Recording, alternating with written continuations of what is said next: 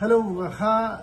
Nous sommes veille de Shabbat Hukat, un Shabbat où la Paracha et la Haftara nous livrent un des secrets de la compréhension des secrets de l'histoire d'Israël.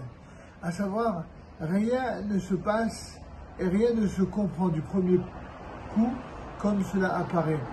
En effet, concernant la fameuse Para Aduma, la vache rousse, eh bien, le Midrash abonde d'exemples pour nous dire comment les nations du monde nous attaquent et ont attaqué dans l'histoire, notamment Ben Yochanan ben Zakkai, et comment à chaque fois les nations nous interpellent en nous traitant de sorciers, en nous traitant de personnes non rationnelles.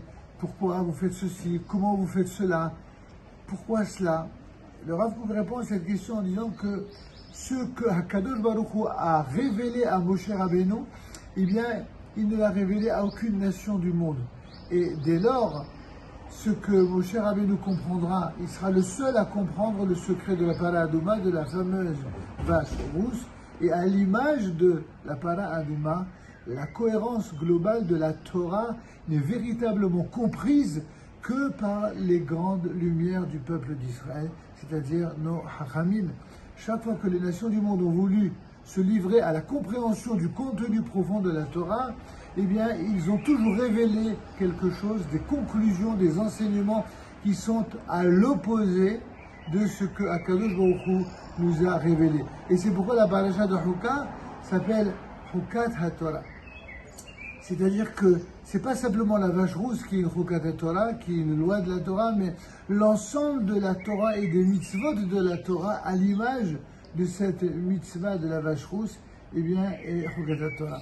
Ainsi, il y a un lien avec la Haftara où on voit qu'un certain Yiftach HaGiladi, un homme vaillant, un homme vertueux, aura le courage d'affronter tous les ennemis d'Israël, alors que les anciens d'Israël l'ont maltraité, l'ont malmené, l'ont traité plus bas que terre, parce qu'il était tout simplement venu dans des conditions pas très morales.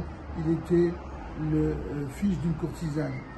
Et voici que ce sont les saints d'Israël qui vont lui dire, lorsqu'ils seront confrontés à la guerre contre Ammon, eh bien, c'est toi qu'il nous faut, tu es l'homme de la situation, prends la tête du combat. Et il dira avec beaucoup d'humilité, si Dieu me donne et m'accorde effectivement la victoire, alors j'accepte d'être votre chef, c'est lui qui décidera. Et voilà comment quelqu'un de simple, venu d'un univers pas très honorable sur le plan des mœurs, va finalement être celui qui va donner une leçon d'Emouna au peuple d'Israël.